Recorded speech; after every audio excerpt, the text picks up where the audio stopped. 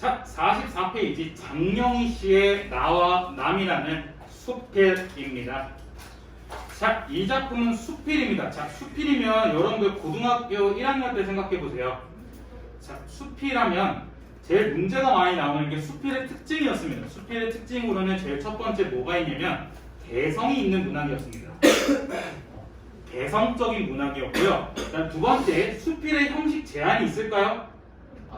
네, 형식의 제한이 없었던 문학이 바로 수필이었고요. 그다음 수필은 교훈과 어떤 걸 주는 거였어? 교훈과 깨달음을 주는 게 바로 수필이었죠. 그러니까 그 글을 쓴 필자의 어떤 경험, 그러니까 일반적이고 혹은 특이한 경험을 통해서 깨달음을 주는 게 바로 수필이었고요. 그다음 네 번째, 아무나 쓸 수 있는 비전문적인 글이었고요. 소재 같은 경우에는 꼭 정해놓은 게 아니라 다양한 소재를 바탕으로 쓰는 게 바로 수필 문학의 특징이었습니다. 아마 이건 너무 쉬워서 나오지도 않을 거예요. 수필은 정말 수필의 특징을 알아두라는 건 1학년 때 정말 많이 나왔던 거기 때문에 너무나도 쉽죠. 여러분들 1학년 때 배웠던 수필이 뭐였지? 까먹었어. 아, 이욕설. 이욕설. 공부. 공부는 소설이죠. 사요. 근데 그래서 나와 남에서 가장 문제가 많이 나오는 게 뭐냐면 나와 남의 당연히 수필이니까 뭐야? 이거가 전달하고자 하는 주제, 그 다음에 본문 내용과 일치, 주제와 내용 일치 문제 나오는 게 많이 나오고요. 두 번째로는 서술상의 특징이 많이 나옵니다.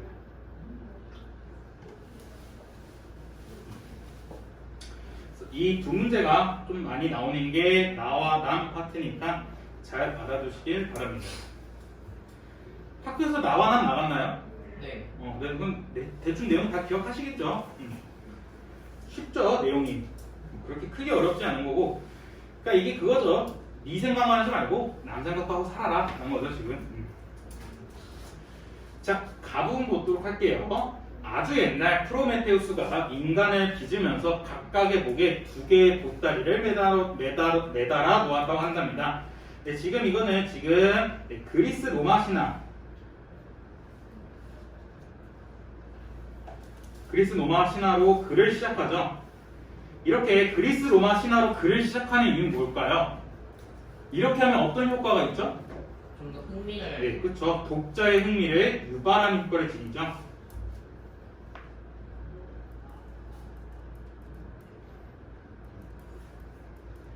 독자의 흥미를 유발하는 효과를 지니게 된다라는 게 바로 그리스 로마 신화로 글을 시작하는 이유입니다. 저도 이건 처음 알았어요. 프로메테우스가 이렇게 두 개의 보따리를 매달았다. 저도 처음.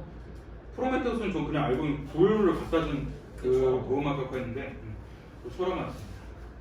제가 제일 좋아하는 SF 영화가 프로메테우스예요. 아, 그 외계인 그거요? 제일 재밌어요. 근데 별말은 몰라요.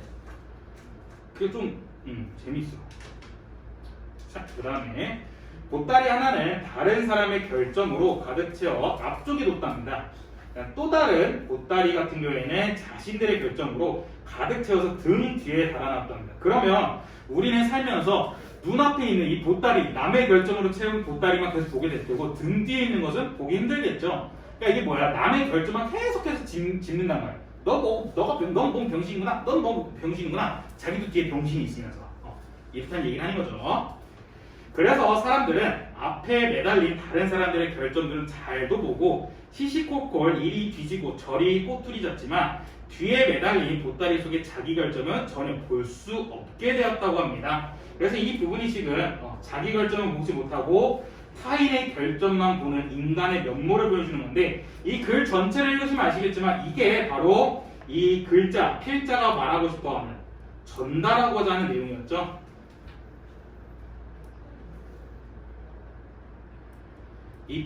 죄송해요. 마음이 아닌데 내용이었죠. 이 필자가 이 글을 통해 전달하고자 하는 게 바로 타인의 결점만 보는 인간의 면모를 말하기 위해서 이 글을 쓴 거다라는 거였죠.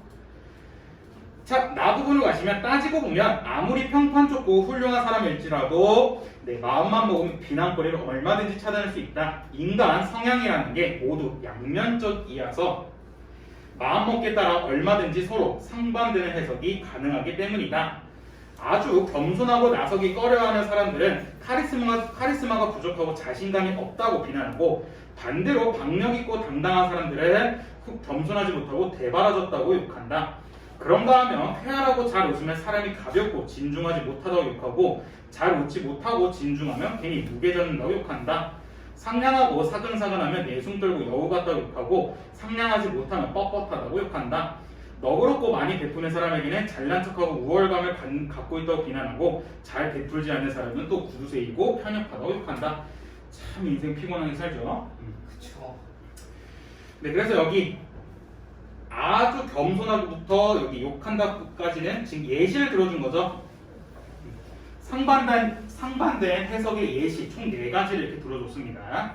이제 중간으로 갈게요. 처음으로 영문학 과목을 듣는 1학년 학생들에게 문학 작품 분석법을 가르칠 때 나는 역할 바꾸기를 역설한다는데, 역설할 때 이 역자는 힘력자였죠. 그래서 강하게 얘기한다, 그러니까 강조한다라는 거였고요. 그래서 여기서 알 수 있는 게 뭐야? 글쓴이의 직업이 뭐겠어? 교구? 글쓴이의 직업은 교수라는 걸 알 수 있는 거죠. 돈 많이 벌겠지? 5%? 5%인데. 못 벌어요? 교수는 그거야. 그 공부하는 사람들이야.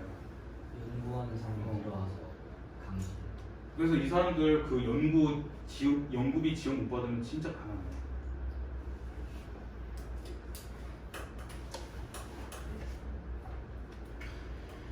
이번 학기 영문학 기록 시간에는 학생들에게 윌리엄 포크너의 에밀리에게 장미래이라는 작품을 읽혔다. 남부 귀족 가문의 마지막 활동인 에밀리 그레어스는 빠르게 변하는 현대의 도시 속에서 완전히 고립된 삶을 산다. 그러니까 좀 폐쇄적으로 산다는 거죠. 그러다가 북부에서 온 식장 호머 베론이라는 남자와 사랑에 빠지게 되고, 떠나려는 그를 붙잡기에 그에게 극약을 먹인다는 아주 기괴한 이야기다라는 거죠. 좀 짜르죠? 이해하기 쉽게 하죠. 작품 분석을 하면서 에밀리의 성격을 이야기하라고 하면 학생들 보통 그 여자는 제정신이 아니에요, 정상적인 사람이라면 그런 행동을 할 수 없지요 라는 식으로 하는데, 근데 여기선 지금 완전 에밀리를 남으로만 생각하는 거죠. 그러니까 내 입장에서, 나의 관점에서 에밀리를 평가하고 있는 거죠. 그러니까 이거는 작품 인물에 대한 극단적인 폄훼, 그러니까 이제 비판, 비하를 하고 있는 거고요.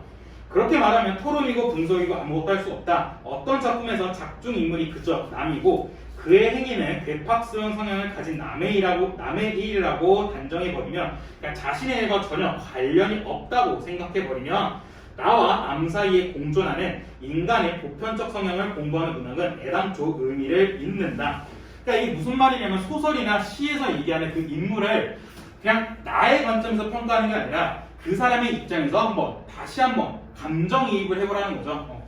에밀리는 왜 그랬을까? 그러니까 우리가 소설 읽는 김유정의 본보면서도 왜 장인어른은 그렇게 행동했고, 왜 나라는 인물은 그렇게 행동했고, 이런 거를 나의 시선에서 보는 게 아니라 그 속에 본봄의 주인공 나의 입장에서 생각해보고 장인어른 입장에서 생각해봐라 라는 얘기인 거죠. 지금 학생들 말나 따나 에밀리의 경우 단지 하나의 정신병 사례가 되어버리는 것이다. 그럴 때 역할 바꾸기를 통해 스스로 에밀리가 되어보려고 하면 학생들의 관점은 달라진다는 겁니다. 그러니까 여러분들 또 특히나 이렇게 작은 따옴표 쓰는 거 있잖아요. 내가 아까 독서할 때도 말씀드렸는데, 글쓰기에서 작은 따옴표를 썼던 건 뭐냐면, 이 글을 쓴 사람이 이걸 너무 강조하고 싶다는 거예요. 그러니까 이 사람은 지금 이걸 강조하고 싶다는 겁니다. 옛날 독서할 때도 잠깐 말씀드렸어요. 그 작은 따옴표가 나오면 꼼꼼하게 읽어야 된다는 거. 에밀리도 가문의 정통을 지키는 귀족이기 전에 사랑하고 싶고 사랑받고 싶은 하나의 인간이지요 라든가, 에밀리는 어렸을 때 아버지에게 과잉 보호를 받으며 자랐고 바깥 세상을 경험할 기회가 없었습니다 라든가, 에밀리의 고립된 삶은 지독한 자기와의 투쟁이었고 그래서 포크너가 장미를 바치는 거지요 라는 건데, 근데 여기서 조금 갑자기 에밀리에 대한 평가가 바뀌게 되었죠. 왜? 에밀리는 이제 나라고 생각한 거야. 역할을 바꿔서 내가 만약에 에밀리라면 하면서 에밀리 입장에서 생각을 한 겁니다. 그러니까 이렇게 에밀리를 나라고 생각하는 거 어떻게? 작중 인물 에밀리에 대해서 옹호를 하게 되죠. 변호랍이 되는 겁니다. 네, 그래서 마저 여기 보시면 45페이지 끝부분 보시면 나는 등 에밀리의 입장을 변호하면서 꽤 그럴듯하게 비평적 접근을 한다라는 거죠. 그래서 여기서 말하고 싶은 게 뭐야? 이게 역할 바꾸기의 효과라는 거죠.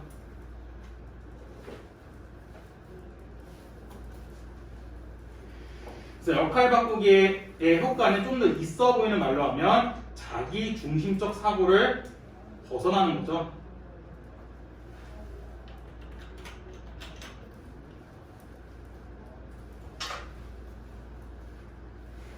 그래서 이거를 좀 더 활용한 게 그 건국대학교에서 쓰는 문학치료입니다. 고전 문학치료. 아, 되게 이해했어요. 그때 심청 전 말씀드렸죠. 이거를 좀 더 이용한 게 고전 문학치료예요. 나중에 진짜 여러분 대학교 가셔서 좀만 혹시나 이게 생각나시면 학전철거 한번 들어보세요. 국어국문학과에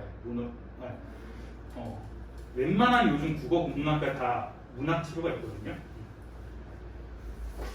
되게 재밌습니다.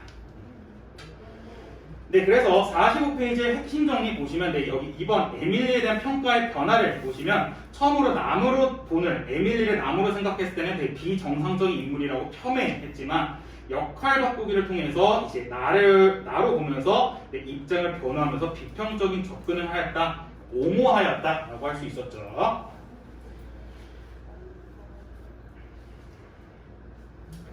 자, 여러분 혹시 기억이 나실 듯 마실 듯 하겠지만 수필이란 거는 서정 관례였나요? 서사 관례였나요? 교술 관례였나요? 극 관례였나요? 네, 교술 관례였습니다. 그래서 작품 소화지 보시면 이 작품 수필은 문학의 기본 관례 중 교술 관례에 해당한다. 네, 그 다음에 이번 인간 성향은 뭐였죠? 양면적이었기 때문에 상반된 해석이 가능하다는 거였었고요. 1번 에밀리에게 장미는 미국 남부 민중의 삶의 애환을 담고 이런 내용은 아니었죠. 에밀리에 대해 처음 분석할 때 대다수 학생들의 그에 대한 동질감을 드러내는 게 아니었죠. 괜찮으신가요? 여기까지 어렵지 않죠? 수필부터 해가지고 차근차근해서 어렵지 않을 겁니다. 자, 그 다음에 46페이지로 갑시다.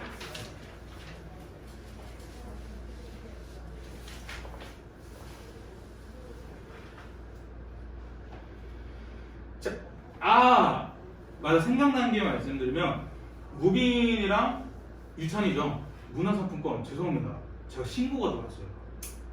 너무 많이 산다고? 이런 어디 있어요?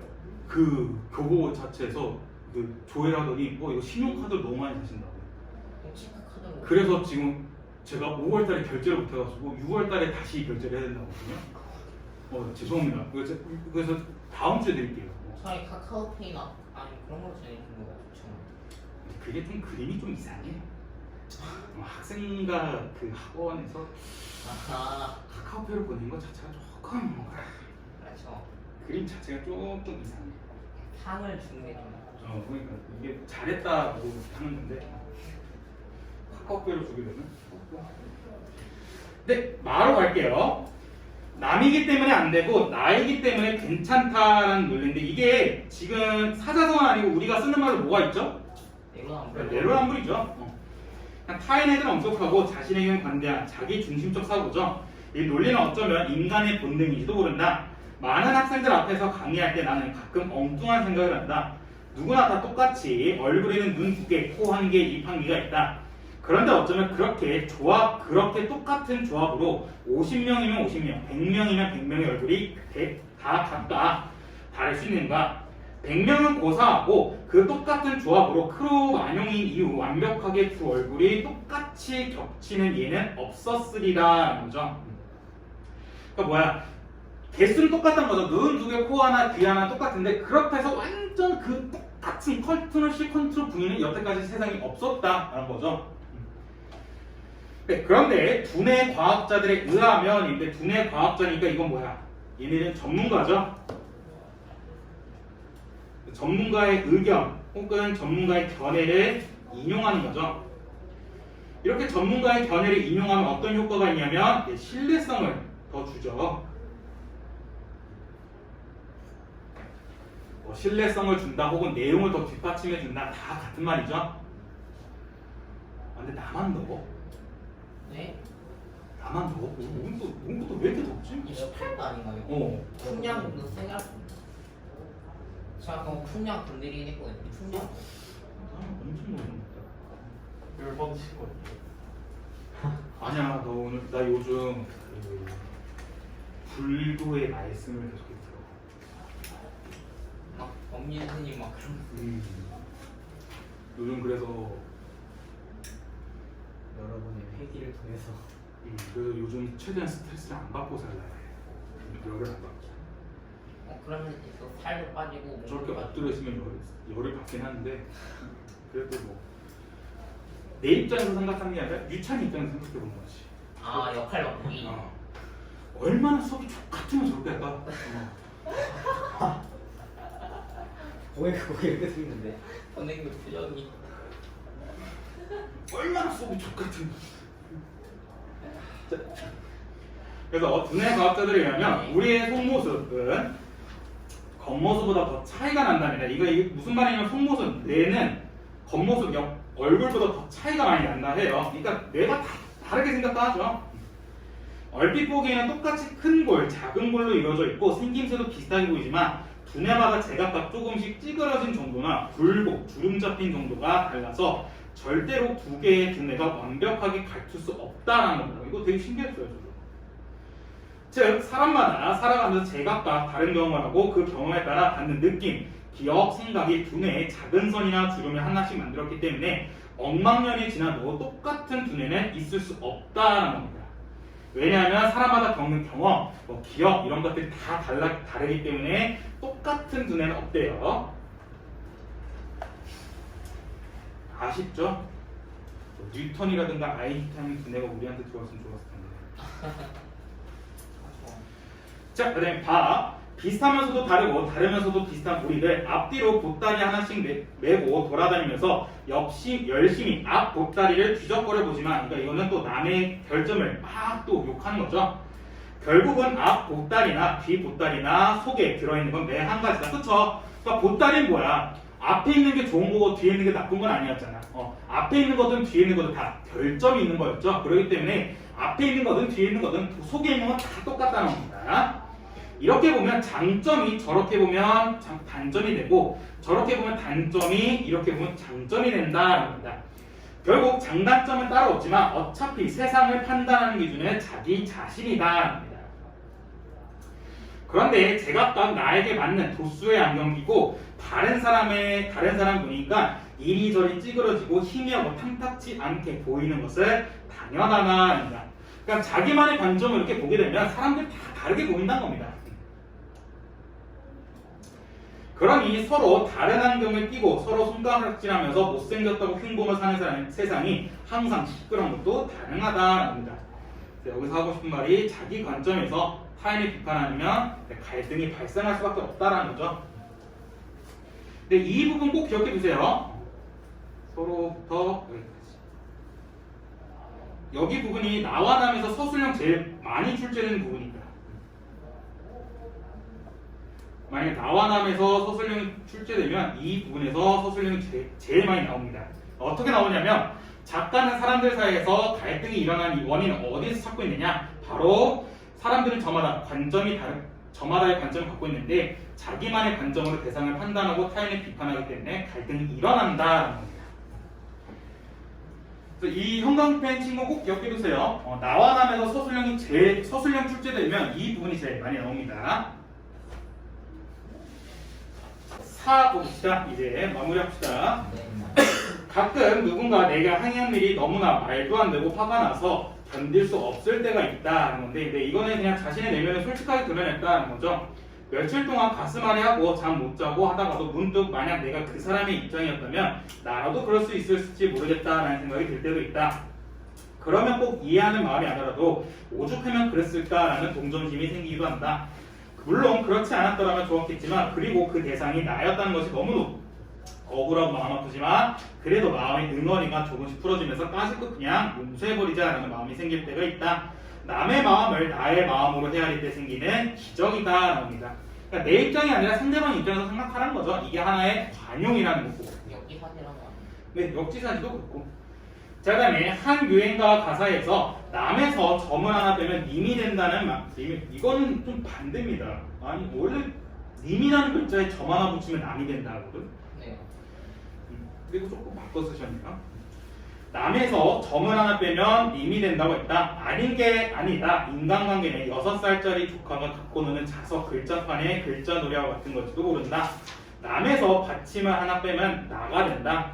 점 하나 옮기면 너가 된다. 남의 받침과 획을 잘못 갖다 놓으면 놈이 된다. 사람 사는 게 엎치나 뒤치나 마찬가지고 나, 너, 남, 놈, 너 따지고 보면 다 그저 받침 하나, 점 하나 차이일 뿐이다 라는 거죠.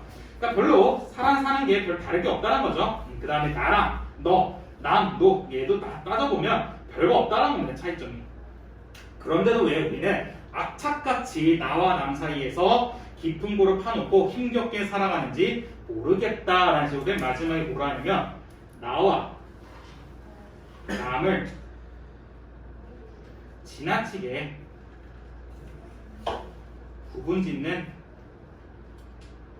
태도를 반성하는 겁니다.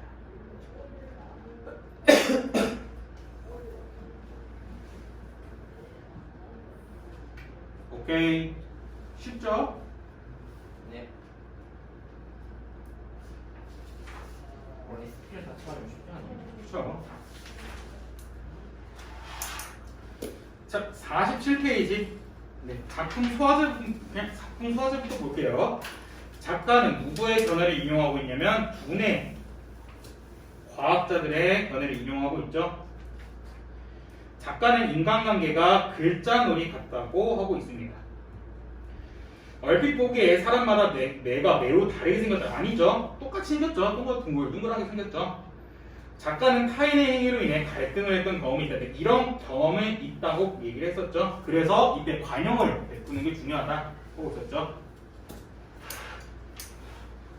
자, 그 다음에 48페이지인데 이거 중요합니다. 왜 프로메테우스 신화가 나왔고 영문학 강의 1화가 왜 나왔고 글자 바꾸기 얘기가 왜 나왔는지 잘 기억해 주시고요. 자, 그 다음에 이것도 하는 게 가에서는 그 사람들이 욕하는 거, 그래서 일상에서 경험할 수 있는 사례들을 열거했다. 그 다음에 나에서는 두뇌 과학자들의 견해를 인용하였다. 이게 서술상의 특징이었죠. 서술상 특징으로 열거, 인용, 예시를 얘기했습니다. 자, 그 다음에 10페이지가 아니라 49페이지. 49페이지, 이것도 꼭 기억해 주세요. 이게 아까 제가 말씀드린 수필의 특징입니다. 작가의 생각을 담담하게 혹은 진솔하게 드러낸다. 일상의 경험을 재료로 삼아 삶에 대한 깊이 있는 깨달음을 전한다. 작가의 개성 있고 참신한 관점을 이야기하는데 자연스럽게 표현한다. 이게 수필의 특징. 꼭 잘 기억해 주세요. 자, 192페이지. 이거 우리 옛날에 한 번 했던 거거든요. 전체적인 내용 한번 천천히 보도록 할게요. 네. 자, 서정갈래란 건 뭐냐면 정서를 주관적으로 표출하는 문학입니다. 그래서 한국에서 서정관례에 속하는 것은 여러 가지가 있습니다. 고대가요, 한가, 한식, 고려가요, 시조, 신체시, 현대시 등이 있고요. 네, 한국 문학 역사에서 서정관례의 첫 모습은 바로 고대가요였는데, 자, 혹시 여러분들 서정관례가 등장하기 전에 우리나라 문학이 어땠는지 기억하시는 분 있나요? 서정관례가 등장하기 전 우리나라 문학은 어떤 특징을 보여줬던지 옛날 한번 했었는데. 부여 그럴 때 음악. 서정관례는 되게 개인적이에요. 왜냐면 개인 자신의 얘기를 하는 거잖아. 주관적이기 때문에. 근데 이 서정관례 전에는 종교죠. 그래. 이거 이렇게 쓰면 여기가 서정관례면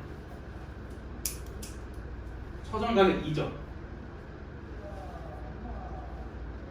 이전에는 집단적이고 주술적인 노래를 많이 부른댔잖아. 왜 그런댔어? 옛날 생각해봐. 너네 진짜 그 오스트랄 스테코스 이런 거 생각해봐. 그러니까 그 동굴 벽화에 그림 그렸을 때, 동굴에 벽화 그렸을 때. 근데 동굴 벽화 봐봐. 동굴 벽화가 어떤 그림이야? 막 자기는 사냥하는 그림이나 심지어 곰 그림 그려져 있잖아. 그 이유가 뭐야? 걔네들이 사냥을 가야 돼. 그러니까 그때는 어디 정착해서 하는 게 아니라 계속해서 떠돌았잖아. 막 떠돌면서 여기 한번 지냈다가 여기 있는 과일이랑 뭐 먹을 거 한번 따먹고 그 다음에 지나간 동물 잡아먹고 그런 거 이제 먹을 거 없으면 어떻게 또 떠나고 그렇게 막 떠났단 말이야. 그 걔네 근데 동굴에 지낼 때 이제 곰 잡는 연습을 해야지. 야, 곰 이렇게 그림 그려놓고 곰이 목이 이제 약점이야. 그럼 목 찌르기 막 하는 거지. 그게 이제 옛날에 뭐 그다음에 얘네 이제 사냥 떠나기 전에 어떻게 해야 돼? 사냥 잘했으면 좋겠다 하면서 막 집단적으로 노래를 부르는 거야. 내 사냥 잘했으면 좋겠다 하면서 주술도 부르고 집단적으로 노래를 부르는데 이제 얘네가 정착을 하기 시작해. 정착을 하기 시작하니까 얘네가 어떻게 농사를 짓게 되고 농사를 짓게 되니까 얘네 슬슬 배가 불러. 배가 부르니까 또 얘네가 이제 슬슬 먹는 걸 남겨. 남기는 걸 버리면 되겠어? 안 되니까 얘네 어떻게 킵해놔. 보관을 해놔. 그러니까 보관하려면 뭐가 필요해? 토기가 필요할 거 아니야. 그러니까 이제 그 빗살무늬 토기 이런 게 생긴 거고 빗살무늬 토기 생기니까 얘네가 그 빗살무늬 토기를 하나둘씩 많이 만드는 얘가 생겨. 그러니까 얘네가 A 땅, B 땅이 있는데 A 땅이 기가 막히게 농사 잘 되는 거야. 그래서 A 땅에서 농사 지은 얘들은 먹는 게 너무 많이 남아. 그러니까 이제 빗살 그 토기가 엄청나게 쌓여. 근데 B 땅에 사는 애들은 땅이 별로 안 좋아서 얘네 먹을 게 별로 없는 거야. 이제 어떻게 해? B 땅에 있는 애들이 A 땅에 가서 침범을 하거나 아니면 A 땅이랑 협상을 해야 되겠지. 이제 A 땅 애들은 어떻게 해? 그 재산, 그 먹는 것을 그냥 주진 않을 거 아니야. 뭐랑 물교환하거나 아니면 심지어 너 그럼 나의 노예가 되거나 이렇게 노예되거나 할 거 아니야. 그러니까 그렇게 남는 음식이 사유 재산이 되는 거고 그렇게 이제 노예가 되라 하는 게 이제 계급제가 생기게 된 것이. 그러면서 얘네들이 슬슬 배가 부르니까 어떻게 된댔어? 옆에 여자애랑 옆에 남자애가 이뻐 보이고 잘생겨보여. 슬슬 배가 부르니까. 그러니까 이제 그거에 대한 마음이 생겨. 마음이 생기니까 이제 집단적으로 주술적으로 노래 부를 필요가 없는 거야. 그러니까 이제 슬슬 서정가래가 생기는 거야. 자기 정서를 얘기하고 싶어. 그러니까 비슷한 게 뭐였어? 재수학원 생각하겠잖아. 재수하고 6월달 되잖아. 그 6월달 전까지는 얘들 공부하느라 옆배상 쳐다보지도 않아. 핸드폰 꼬박꼬박 누르고. 근데 이제 6월달에 성적 잘 나오잖아. 이제 6월 1일 딱 성적 다 나왔을 거야. 다 나오고 이제 어느 정도 수시상담 받고 나서 애들이 슬슬 기분 좋아졌어. 기분 좋아지고 또 집에 와서 떵떵거리겠지. 왜냐면 성적 올랐으니까. 그래놓고 이제 슬슬 핸드폰 제출하지 않아. 하고 옆에 여자를 봤는데 옆에 여자가 갑자기 수능 끝나고 대학교 가서 꾸면 괜찮을 것 같은데? 하고 그러니까 슬슬 옷을 갖춰 입고 슬슬 입술에 뭐를 바르고 슬슬 향수를 뿌리고 학원에 등장하기 시작한 거지. 그러면서 옆에 여자애를 쳐다보고 옆에 남자애한테 찝쩍거리고 그런 게 된단 말이야. 그게 왜 그래? 자기가 이제 어느 정도 배가 차서 그런 거야. 그러니까 서정가래도 똑같다고. 얘네들이 이제 슬슬 배가 차서 이제 슬슬 자신의 정서를 얘기하고 싶어하는 표출하는 욕구가 생기기 때문에 서정가래가 생겼다라는 거. 뭐야? 저한테 카톡 하나 보냈어요. 그러니까 너 왜 셀카를 보내? 네? 장난이야. 깜짝 놀랐네. 학교에서 진짜 깜짝 놀랐다.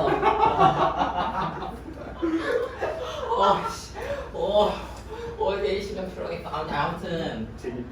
학교에서 그 수업한 그 서정가래 흐름이거든요. 그거 보시면 참고하시면 됩니다. 감사합니다. 아무튼 재밌네. 시각을 양식. 뭔가 둘이 딱 놀리기 재밌어. 나도 놀려야지. 자, 그래서 고대가요에서 또 찾아볼 수 있었답니다. 고대가요는 고대의 부족 국가시대부터 삼국시대 초기까지 향가가 생기기 전부터 불렀던 노래래요. 네. 그 중에서 고종헌 때 창작된 것으로 알려진 공무도화가, 공무도화가 무슨 내용인지 기억하시는 분? 공무도화가 그래, 여기서 공이 뭔 공이야? 이 공이 임을 얘기했던 거고. 이마 그강을 건너지. 그러니까 무는 뭐야? 무가 무슨 한자야? 없어질. 없을무잖아. 근데 없을무라면 보통 부정을 나타내는 잖아. 도하는 뭐야? 도하는 강을 건너는 거잖아. 그러니까 공, 이마, 무 하지 마세요. 뭘? 도하, 물을 건너지 마세요라고 노래 부르는 게 공무도화가라고 했었잖아요. 이 공무도화가는 정말 엄청나게 전염성이 강한 노래라 했었잖아. 왜? 공무도화가 왜 전염성이 강한 노래야? 민중의 Why? 공무도화가 누가 지은 거야? 성민. 공무도화가는 백수광고의 아내가 지은 거잖아. 백수광고 뭐였어? 백수, 흰백수, 머리, 광, 밑을 광, 부, 남자. 흰 머리랑 미치광이 남자가 물에 빠진 거야. 근데 물에 빠진 게 아니라 물을 그냥 건넌다고 그냥 물에 쏙 들어가는 거야. 근데 그걸 누가 봐? 그 호수에서 강에서 낚시하는 사람이 보는 거야. 남자가. 낚시하고 있었는데 어떤 미치광이 남자가 꼬르륵 들어와. 근데 그 꼬르륵 들어가는 거 보고 그 백수마을 안에 있는 사람이 이마 그 물을 건너지 마세요. 건너지 말는데 귀엽고 건너구나. 이제 우리 못 보는구나 하면서 공부하고 노래를 부르고 똑같이 물에 빠져서 꼬르륵 하고 죽었다. 그래서 그 남편이 어떻게 남자가 집에 가서 자기 아내한테 얘기해 주잖아. 아니 글쎄 내가 오늘 새벽에 낚시하고 있었는데 이런 일이 있었어. 했더니 그 아내는 또 어떻게 옆집 여자한테 아니 글쎄 우리 남편이 이랬다는데 이런 걸 봤대 하니까 그 옆집 여자가 이 세상 모든 사람들 다 해가 퍼뜨려대잖아. 그러니까 지금 고조선 때 지어졌던 게 지금까지 이어졌던 거야. 고조선이 뭐야? 기원전 2333년이잖아. 그러니까 지금 거의 4,000년이 넘는 그 시간 동안 계속해서 전염되는 거야. 그러니까 전염성이 엄청나게 강한 공부도 하더라고. 이 말의 힘이 있다.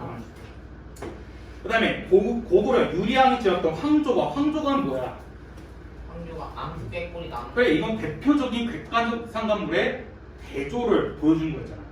유리왕이 첫째 부인이 있었는데 첫째 부인이 죽고 나서 매개처럼 볼 수 있잖아.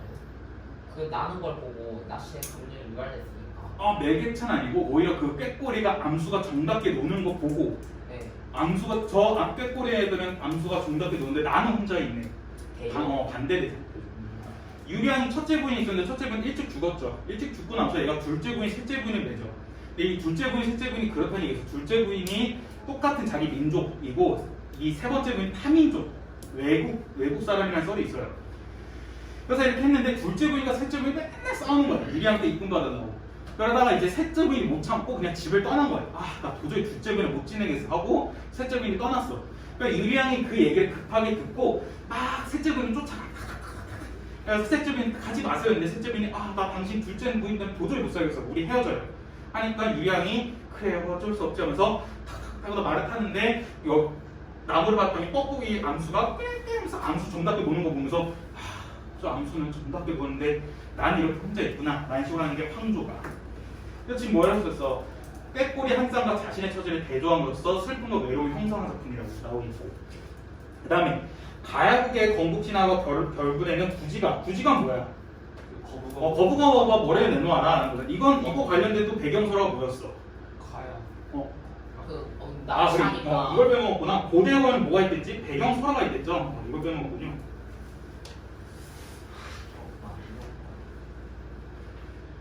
구지가의 배경설화는 뭐야? 다야가 지어지기 전에 9개의 부족이 같이 지내고 있었는데 부족장들 중에 어떤 한 명이 등장해서 막 자기가 왕이 되겠다 이런 얘기가 없었고 이 9명의 부족장 애들이 뭐 했냐면 하늘에서 왕을 내려줄 때까지 기다렸던 거잖아. 기다리고 있었는데 어느 날 갑자기 하늘에 쫙 내려더니 야 몇 날 몇 분 몇 초에 어디로 가면 너네들의 왕이 등장할 거야 라고 했더니 이제 그 9명의 부장들이 가가지고 기다렸더니 거기서 갑자기 거북이가 똥 나오네. 그래서 어떻게 거북이가 당연히 왕은 아니었다니까 이제 거북이가 협박하는 거지. 거북아 머리를 내놔라. 머리는 뭐야? 우리들의 머리 왕을 내놔라. 안 내면 너 죽여버린다 하고 협박하는 거죠. 그게 구지야. 그래서 이들 세 작품은 한문으로 번역되어 전하고도 있다. 그리고 백제 노래가 알려진 정읍사는 뭐야? 봐라 높이 홈도드샤. 이게 뭐야? 어느 행상인의 아내가 지은 노래잖아. 그래서 이건 뭐가 관련돼 있었어? 망부석설화 했잖아. 망부석설화. 자리에 앉아서 먹이. 망부석설화가 뭐야? 아내가 남편을 기다리다 그 자리에서 돌이 된 그게 망부석설화잖아. 정사에서 뭐라 해? 아내가 어느 행상인이 이제 시장을 돌아다니면서 하는 사람인데 남편이 그 행상인이었는데 행상을 나갔다가 이제 행상이 밤에 늦게 오니까 달한테 빈 거잖아. 달아 높이 떠라. 높이 떠가지고 우리 남편 나한테 오는 길 밝게 비춰줘라. 그 다음에 안 다치게 잘 해줘라 라는 식으로 비는 게 정읍사잖아. 그래서 한글로 기록되어 전하는 가장 앞선 시기의 문학이다 라고 있고요. 자 이제 삼국시대로 들어갑니다. 삼국시대는 이제 한자가 보급됩니다. 그렇기 때문에 한문에 능숙한 상층 귀족들은 한시를 창작하기 시작하였다라는 건데 이 한시는 한문으로 지어졌지만 왜 우리나라 문학이냐? 한문으로 지어졌지만 우리나라 사람이 지었기 때문에 그렇기 때문에 한시 역시 우리나라 문학으로 보는 거였고요. 대표적인 게 고구려의 일지문덕이 지은 여수 아이고 여수장 우중문씨였죠. 얘는 뭐야? 수나라 장수 우중문한테 보내는 시였는데 이게 뭐였어? 좀 비꼬는 게 있었잖아. 비꼬가지고 야 너 적당히 해라 이제 슬슬 꺼져라 하는 게 바로 우중문씨였고요. 그 다음에 신라의 최치원이 지은 추야우중은 뭐야? 최치원이 뭐야? 계급 때문에 자기 그 탄생한 이게 이 사람이 육두품이었나? 하여튼 그 직급 때문에 얘가 올라갈 수 없었잖아. 그래가지고 그거에 대한 좀 슬픔과 외로움을 얘기한 게 추야우중이었고요. 그다음 이거 제가 야산 독서장도 그 내용이었죠. 그래서 여기까지가 한시였었고요. 한편 향찰은 한자의 음과 뜻을 빌려 우리말을 적기 위해 창안한 차차 교육법인데 이 향찰을 활용하여 우리말 노래를 표기한 관례가 향가이다라는 겁니다. 향가는 신라시대 때 지어졌던 작품들이고 승려, 귀족, 평민에 걸친 다양한 거고 서동료, 헌화가 같은 사구체, 처용가, 모죽지랑과 같은 팔구체, 제망매가, 창기파랑과 같은 십구체한가가 있는데 그 중에 십구체한가는 정형가로서 형식을 온전히 갖춘 완벽한, 완전한 정형시를 했었죠. 좀 완성도가 가장 높다 했었죠. 십구체한가가. 하나하나 보면 서동료는 무슨 내용이야? 동료는 이 서동이 뭐야? 얘 누구지? 선화동료? 선화공주 꼬시는 얘기잖아. 이 미친놈이잖아 이거. 그러니까 미친 새끼잖아 이거. 네. 가짜 뉴스 퍼뜨려가지고 선화공주 꼬신 거잖아. 헌화가는 뭐였어? 헌화가는 꽃을 바치는 노래였잖아. 그래서 어느 노인이 그러니까 수로부인이 엄청 이뻤는데 수로부인이 이렇게 말 타고 갔는데 어느 절벽에 꽃이 이쁘게 핀 거예요. 그래서 아이고 저 꽃 이쁘다, 저 꽃 따줄 사람 했는데 그 옆에는 와 다른 신하들이 너무 무서우니까 못 따줬는데 이 노인이 그 절벽 올라가가지고 봉을 퉁 따가지고 여기 있습니다 하면서 바친 게 헌화가. 처용가는 뭐예요? 처용이 누구였어? 아내가 아내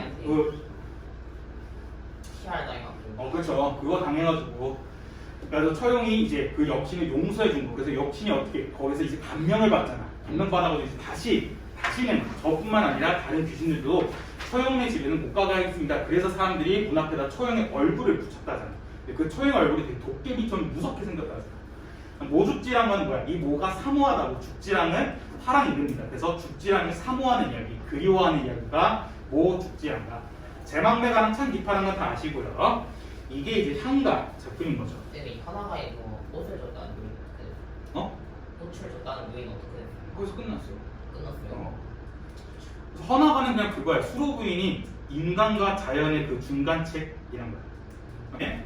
고려 소교 등으로 부르는 고려 가요입니다. 자, 고려 가요 특징 제일 중요한 특징이 뭐였어 이게? 고려 가요. 이게 후렴구 있는 거였죠. 후렴구.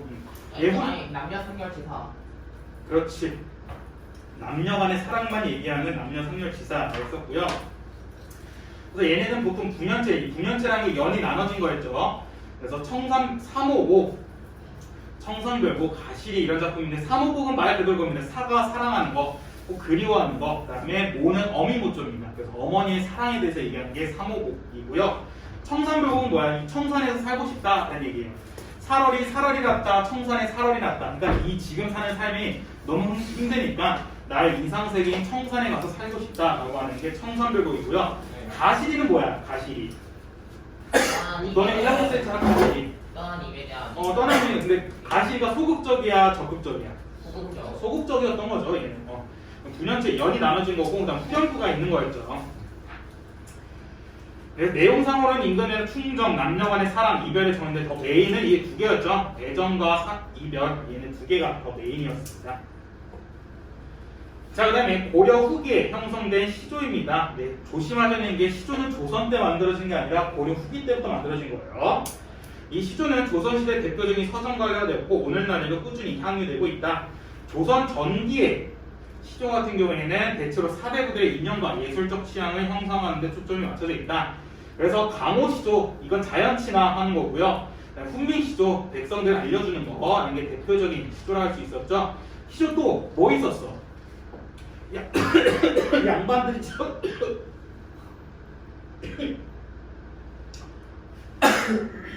사설시조요?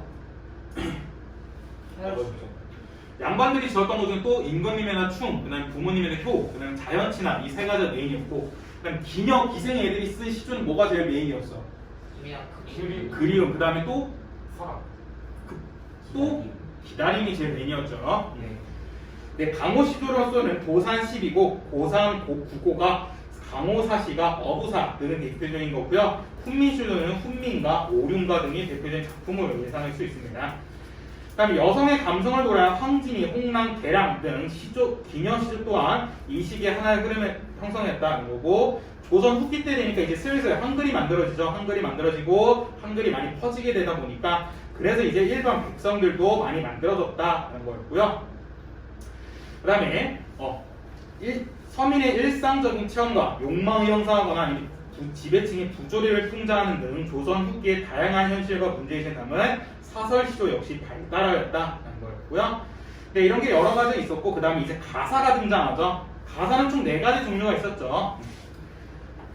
규방가사, 그 다음에 은일가사, 그 다음에 기행가사, 그 다음 또 기행, 그 다음에 규방, 그 다음에 은일, 마지막 유배가 있었죠. 유배가사. 그래서 이렇게 4가지 종류가 있었다라는 거 잘 기억해 두시면 좋을 것 같네요. 자, 그 다음에 194페이지. 네, 이제 개화기로 들어가게 됩니다. 개화기로 들어가면서 이제 서양 문물에 영향을 받으면서 봉건적인 사회 질서를 타파하고 근대적 사회로 개혁하는 시기였다는 건데, 이제 봉건 시절 타파하고 애국, 그 다음에 개화, 계몽이 메인이었습니다. 그러니까 계몽이 좀 더 메인이었어요. 네, 그래서 이런 것들이 있었고요. 신체시는 최남선의 해에게서 소년에게라는 건데, 이거는 조금 그냥 자유로운 시입니다. 완전히 체는 몸체, 시는 새로운 거, 그러니까 새로운 신체를 보여줬다. 그래서 자유로운 형식을 보여준 게 바로 신체시입니다. 1910년부터 45년까지 이제 일제강점기였습니다. 일제강점기는 대부분 무슨 내용이었어? 일제를 비판하고 그 다음에 극복, 실현 고난 얘기하는 거였죠. 1910년에는 소년, 해서, 문예, 신보 등 잡지나 신문에 많은 시가 실렸고요. 최남선, 이광수, 김업 등에 의해서 가도기제 면면을 보내다가 이제 창조가 단행되면서 다양한 자유시가 생기게 되었다. 1920년대는 이제 3.1운동, 3.1운동 되고 나서 우리나라에 뭐가 들어온댔어? 3.1운동 다음에 3.1운동 때문에 일본에서부터 우리나라에 뭐가 들어와? 사회주의가 들어온댔죠. 일본에서 사회주의가 있었는데 그게 3.1운동을 통해서 들어오고 나서, 그래서 내가 3.1운동 다음에 제일 중요한 단체가 뭐였어? 까프라는 단체였잖아. 까프가 어떤 단체야? 얘네가 사회주의 단체인데 얘네가 문학을 어떤 방법을 써야 된다? 문학은 계몽의 수단을 써야 된다는 거야. 그래서 그 전까지는 되게 순수시, 그냥 되게 사랑, 감정 이런 것만 있었는데 이 까프 애들이 들어오면서 어떻게 하냐면 이제는 우리가 개혁해야 된다는 거야. 그러니까 왜 우리가 일제한테 지금 강점을 당하냐? 우리 백성들이 대화가 느렸다는 거야. 그렇기 때문에 우리 백성들을 일깨워줘야 된다. 그거의 도구로서 대표적인 게 바로 문학을 사용해야 된다는 거야. 그래서 그 뒤로 문학에 되게 그런 일제강점기에 대한 내용이 막 들어가게 된 거야. 그래서 김유정이 봉봉의 욕을 먹었던 게 뭐야? 그게 1930년대 문학인데 까프의 그런 문학 흐름을 전혀 따르지 않았던 거잖아. 그러니까 그렇게 장인어른이 지주로서, 나름으로서 되게 횡포를 부리는데 그 횡포에 집중한 게 아니라 오히려 되게 우스꽝스럽게 막 얘기를 해가지고, 그래서 20년대, 30년대 현실을 잘 보이지 않았다라고 얘기했잖아. 그래서 이런 예들이 등장하고, 그 낭만주의 시가 들어오게 되고 1920년 중반을 지나면서 일제에 대한 저항 의식이 생긴 거. 그래서 이제 슬슬 까프 때문에 들어온 겁니다. 그래서 이 상황에 빼앗긴들에도 봄이 오는가 하는 건데, 이거는 지금 물어보는 겁니다. 빼앗긴들, 그러니까 들은 조선을, 그러니까 빼앗기 조선의 봄, 광복은 올 것인가? 질문하는 거 아니었어?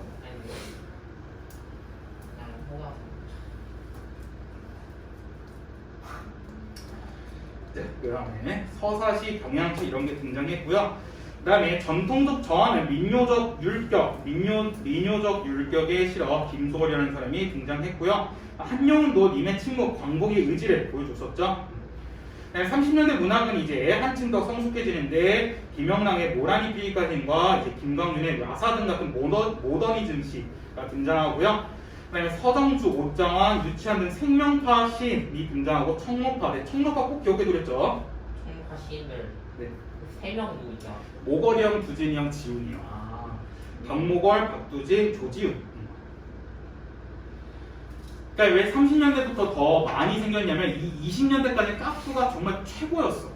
그러니까 무조건 카프가 원하는 대로 문학을 썼어야 최고였었는데 이제 이런 박모벌, 박두진, 조지훈, 유치원 이런 애들이 이건 좀 아니라는 거야. 야 너무 문학을 그런 식으로 쓰면 안 돼. 그래가지고 순수 문학 논쟁이 1920년대 한번 터지고요. 그 다음에 이제 어떻게 하냐면 순수 문학파랑 이런 카프 문학파로 나눠지게 됩니다. 그 중에 중간에 있었던 사람이 바로 청모파랑 생명파 애들이야. 그러니까 얘네들은 그냥 막연하게 그냥 사랑, 감정 이런 것만 인간의 순수 감정만 쓰는 게 아니라 조금씩은 그런 대몽에 대한 이야기도 써야 된다 했던 거고, 근데 완전 순수 문학은 절대 문학을 그런 정치의 도구, 계몽의 수단을 쓰면 안 된다라고 한 거야. 왜냐하면 그 사람들은 이 문학이 한편으로 계몽의 수단을 씀으로써 좀 악영향, 역효과가 날 수도 있다라고 봤기 때문에 그래서 그렇게 된 거예요. 이 밖에도 정지용, 김기림, 이상, 백석 등이 한국 현대시의 다양한 가능성을 보여줬다고. 특히 이제 이상이 초현실주의, 완전 정말 기깔난만 아니고 정말 별의 별실을 다 쓰셨죠? 1, 2, 3 그거 맞아요? 네, 정말 별실에 다 있죠. 그래서 이 시기를 해방이 되기까지 우리 민족은 일제의 민족어 말살 정책과 정치적 탄압 때문에 매우 큰 고통을 겪었다. 이러한 상황에서도 일제에 대한 저항의식을 바탕으로 이런 것들 운동주, 이육사 등이 높이 평가를 받게 되고요. 그 다음 페이지 195페이지입니다. 아 근데 자 194페이지 195페이지 1945년 이제 해방이 됩니다. 해방이 되면서 수많은 문학 단체가 나오게 되고요. 그래서 이육사, 윤동 둘 다 이제 죽고 나서 생긴 겁니다. 유고 시집이라서 윤동주 시인, 박모벌, 박두진, 조지훈들이 쓴 총록집과 유치한 이런 애들이 쫙 그랬었고요. 근데 50년대 우리나라 뭐 터집니까?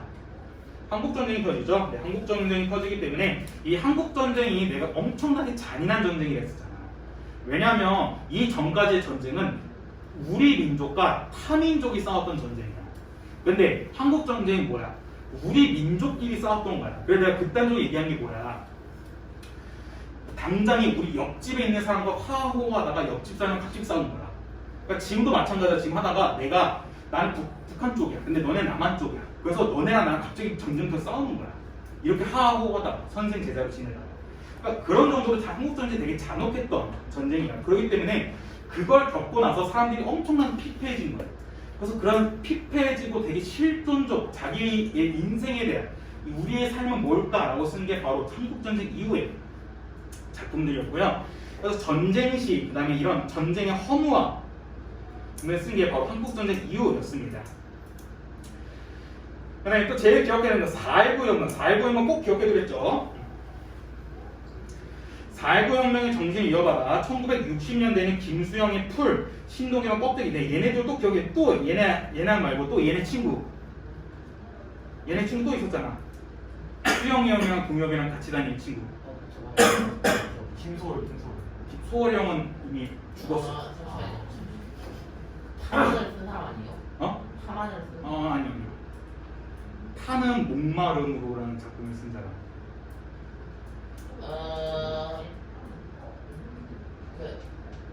김지아 시인이었죠.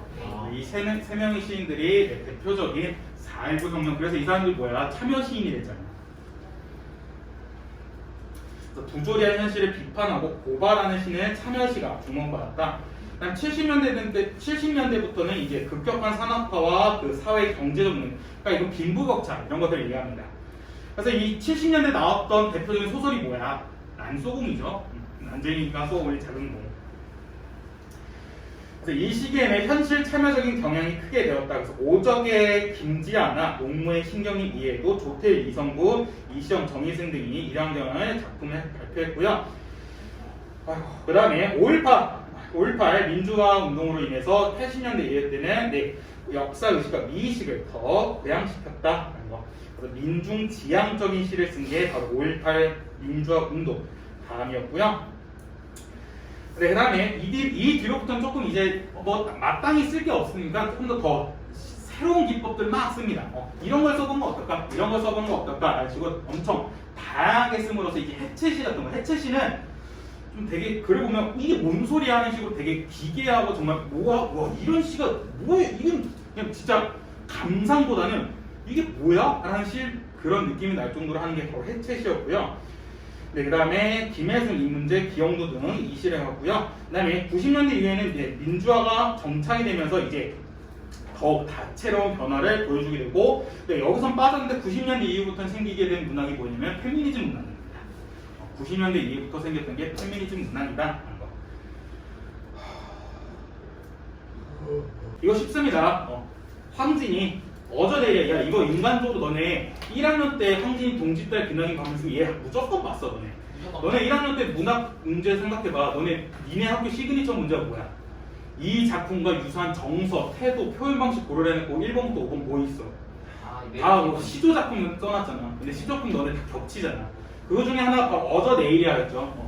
한번 보십시다. 어저 내일이야. 그릴 줄을 몰랐더냐. 그러니까 그리다가 뭐야? 고전 시가에서 그리워하다였죠.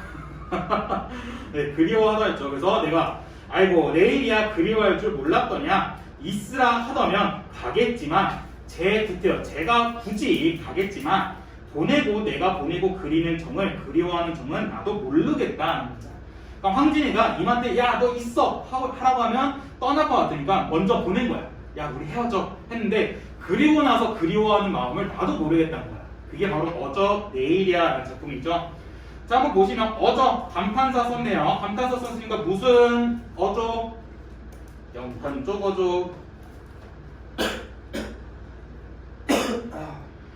이때 내란 건 화자죠. 그 표면적 화자가 등장합니다.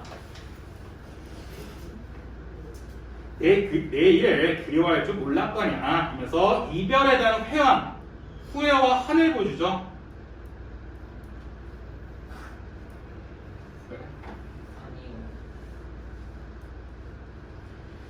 그래서 있으라 하더면 가겠지만 그래서 굳이 근데 이 제 구태화제 중요해요. 밑에도 써있겠지만 제 구태화제 이 제가 누구냐는 겁니다. 첫 번째 제가 그러니까 이미 만약에 주어가 만약에 이미라면 그러니까 이미 굳이 가겠지만 한 건데 이거는 임의 행위를 강조한 겁니다. 도치법을 씀으로써. 그러니까 이 제가 만약 이미면 이미 굳이 갔다라는 겁니다. 있으라 하고 싶겠지만 그래도 이미 굳이 갈 거다라는 겁니다. 그다음 두 번째, 만약에 주어가 화자라면 이건 행간걸침이죠. 이건 뭐냐면 있으라 하다면 이미 가겠지만 내가 굳이 보내고 그리는 점은 나도 모르겠다라고 해석할 수 있어요. 있으라 어저 내일이라는 이 제 구태화가 제일 문제 많이 나옵니다. 자, 제 구태화할 때 이 제가 뭐냐는 거야. 만약 이 제를 임으로 볼 경우에는 이미 굳이 갔다는 겁니다. 이미 굳이 떠났다는 겁니다. 그래서 이 도치법을 쓴 거고요. 근데 만약 이 제가 주어가 화자라면 내가 굳이 임을 보내고 그리워하는 점은 나도 모르겠다라고 하는 겁니다. 오케이? 오케이. 쉽죠? 쉬워요. 패스! 많은 윤선도 우리 선도형 제일 유명한 작품이 뭐야? 5명이 친구들 얘기하는 거. 도산 12호 대선도안. 오우가 도산 12호 이황씨. 선도형 네 선도형 자연친화 되게 좋아하죠. 많은 그다음 이거 여기 보내고 얘 뭐야? 얘 세 글자네. 종장의 첫 음보는 3문절 시켰죠.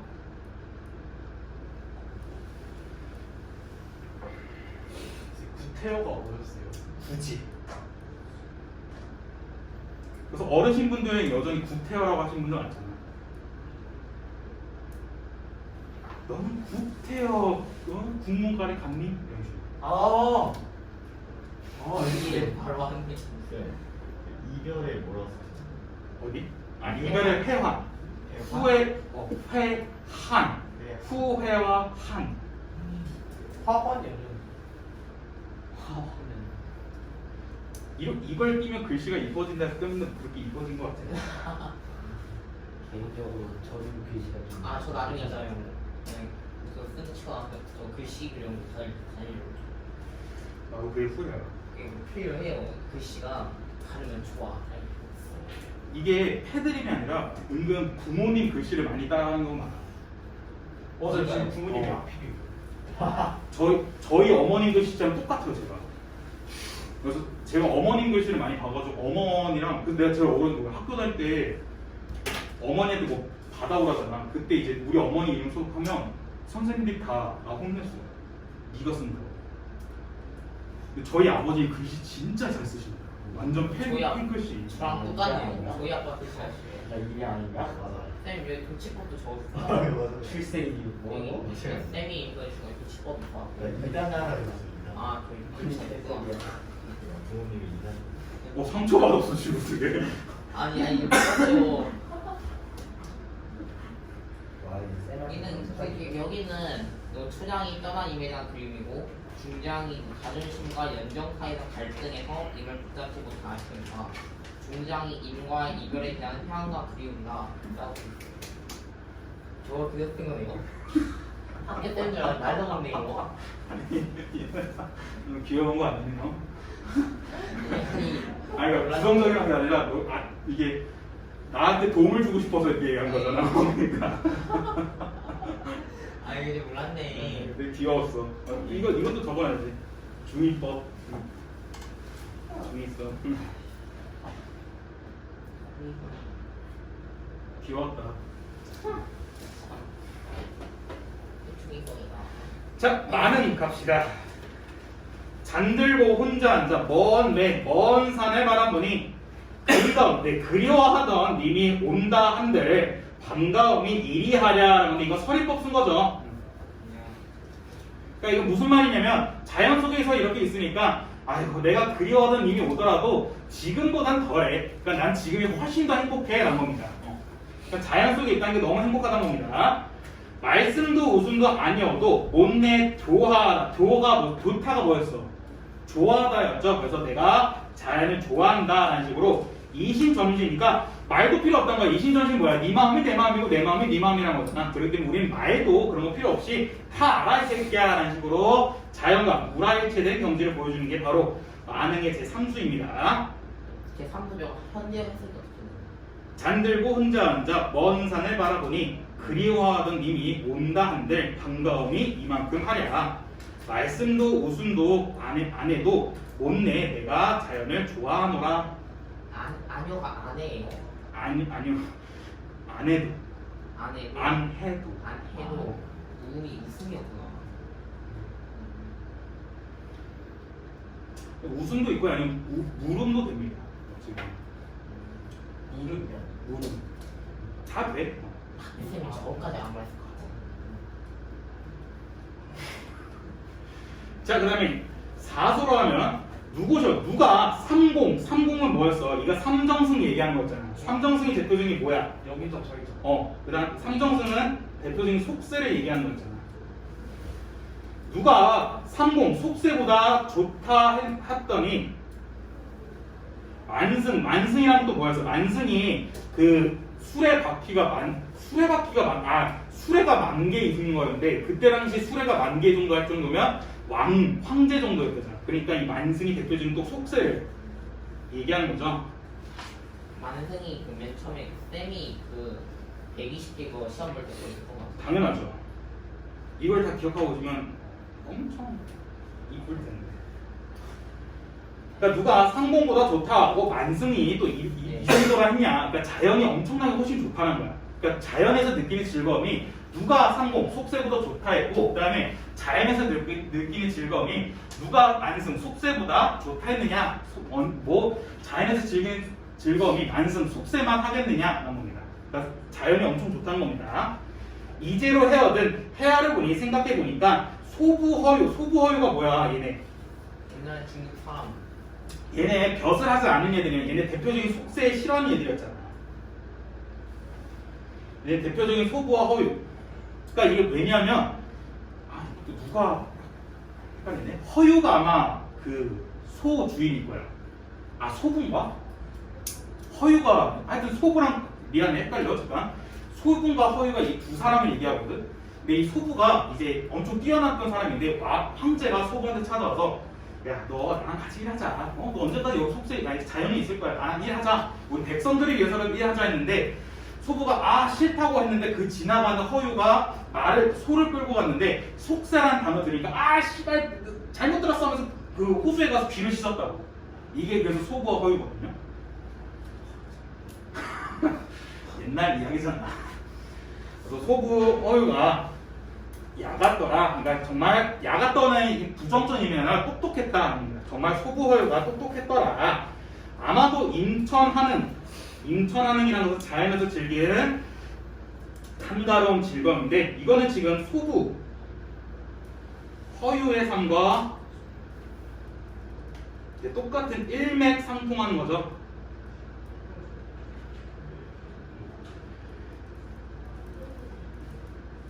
인천 하늘을 비길 곳이 없어라라고 합니다. 이 한가로운 즐거움을 비길 데가 없다. 나 지금 또 자연에서 너무 행복하다라고 얘기합니다. 자, 그 다음 육수, 강산, 강과 산이 좋다 한데 이 강산이란 것은 자연을 뜻하죠. 자연의 부분이 강산을 통해서 자연 전체를 드러냈습니다. 이건 무슨 표현 방식? 비유법.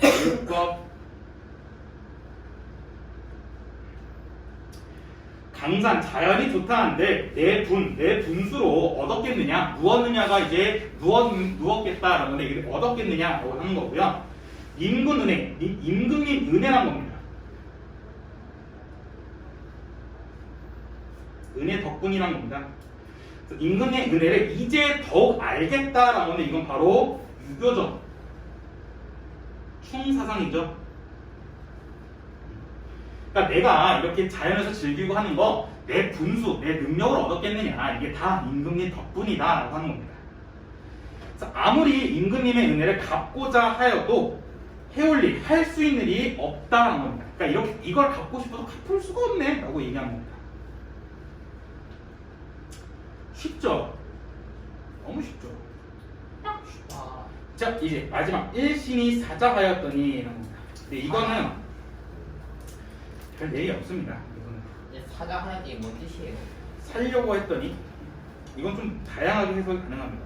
한번 보시면 일신 몸이 사자하였더니 물것이 막 괴롭혀가지고 못 살겠다라는 겁니다. 그러니까 내가 한번 살고자 했더니 물것이라는 건 보통 다 부정적인 거죠. 그러니까 백성들을 착취하는 온갖 부는, 그러니까 탐과 놀이를 얘기하고요. 그러니까 백성이 좀 살고 싶은데 이 물것, 탐과 놀이 때문에 못 살겠다라고 하는 겁니다.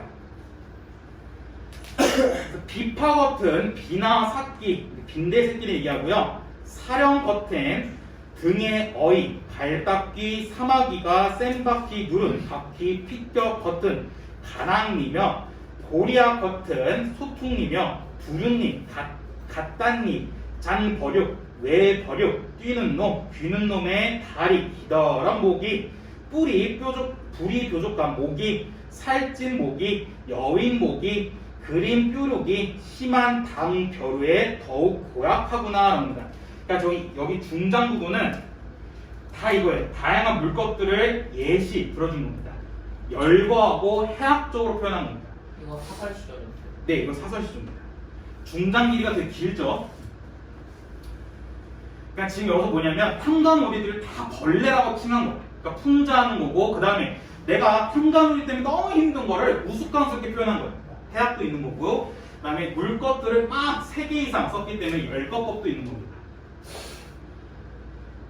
근데 여기서도 사설 시조라도 종장에 3글자는 지켰습니다. 3음절. 그 중에 차마 못 견딜 것은 온유월의 복다림의 쉬파리라는 건 되게 썩은 고기에 지내는 해충 같은 거거든요. 그러니까 이 쉬파리가 최고라는 거야. 정말 해충들 중에서. 세파리요? 쉬파리. 그냥 슈파리? 그러니까 온유월 복다림이면 진짜 더운 날 얘기하거든요. 그러니까 5월, 6월 진짜 더울 때 쉬파리 때문에 진짜 더 못 살겠다라고 얘기하는 겁니다. 그래서 이거는 지금 살기 힘든 현실을 지금 얘기하는 거고요. 탐관오리를 비판하고 있는 노래입니다. 오케이. 그냥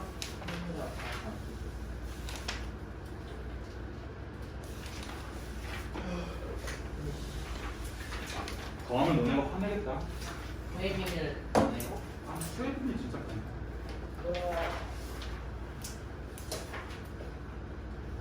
우리도 심지어 수의 비밀 한번 했는데. 합시다. 수의 비밀 진짜 빨리 끝나는데.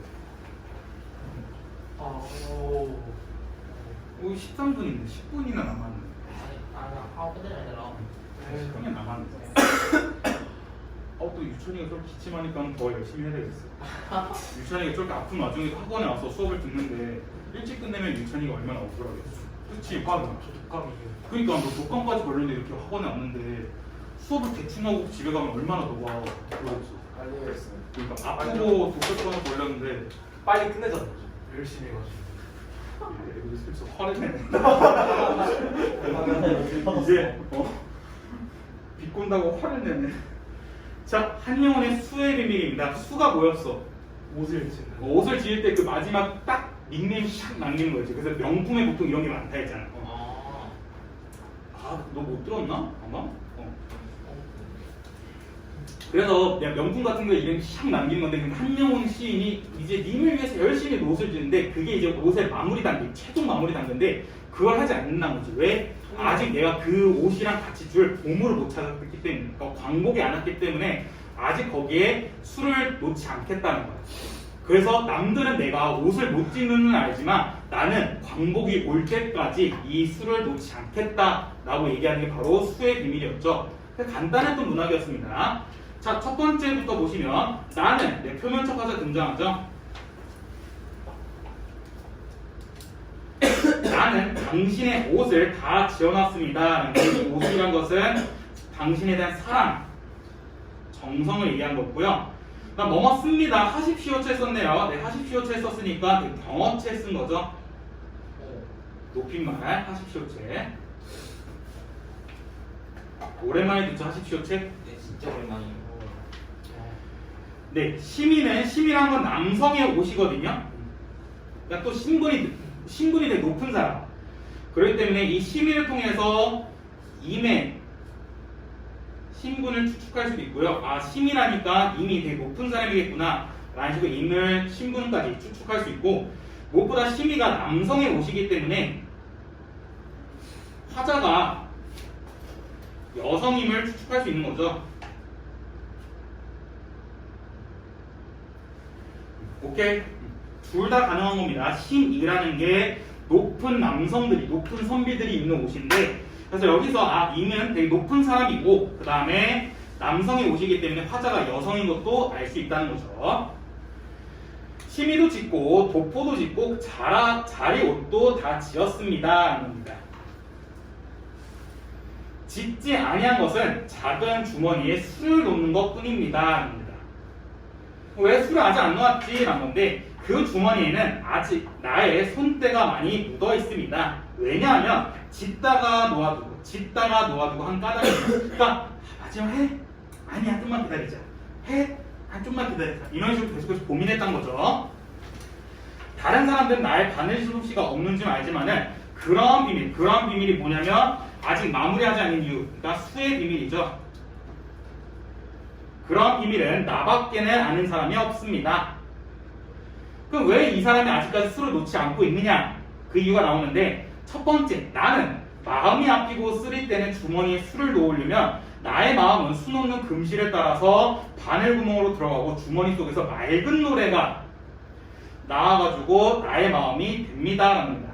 그러니까 이 사람이 슬프고 막 님이 보고 싶을 때마다 수에 조금이라도 이렇게 지으려고 금실을 시작하면 이때 뭔가 맑은 노래가 나서 자기를 위로해주고 사랑해주고 그런 느낌을 준다는 겁니다. 그러니까 이 맑은 노래라는 것은 위안을 얘기하죠. 그리고 무엇보다 아직 이 세상에는 그 주머니에 넣을 만한 보물이 없습니다. 합니다. 이때 보물이라는 것이 광복이라는 걸 얘기하는 거고요.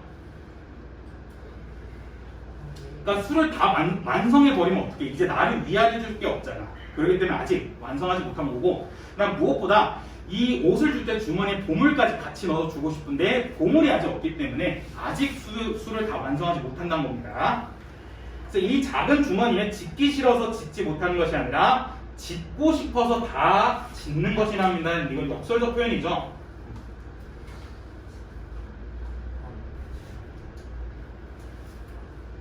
잘 썼지 않나요 정말? 마음은 네. 어? 마음은 이겨요. 그러니까 진짜 대단한 사람이야. 이런 문학을 쓰고 그 역사에 남았겠지. 너네도 허나가 한번 해봐. 역사에 남을 수도 있지. 자, 그래서 여기까지가 한영훈의 수의 비밀이었고요. 네,